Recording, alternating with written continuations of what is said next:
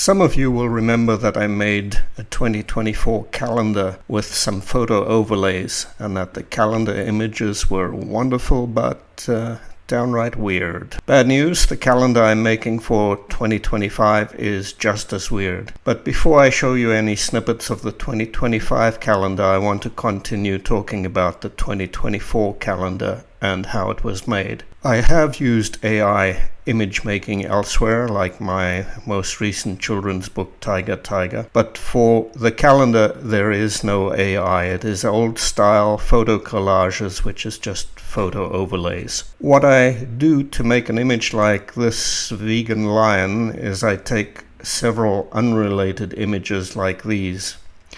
I take these from web collections of copyright-free images. Then I overlay these images in Photoshop and edit heavily and for a long time. Here, for example, you see a shopfront image. Then I simplify it. Then I overlay it on the lion photo. Let's add the lantern on the right for lighting.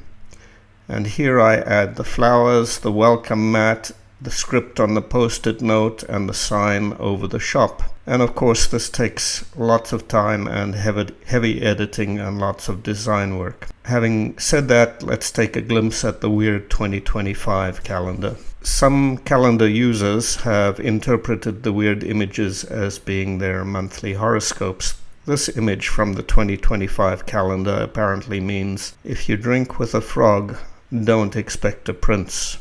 If you know what this image from the calendar, 2025 calendar means, please let me know in the comments below, because I'm totally stumped. Anyway, the 2025 calendar is here. I did a limited print run. Then I hacked into Santa's naughty or nice list for my friends and gave away some of the calendar accordingly.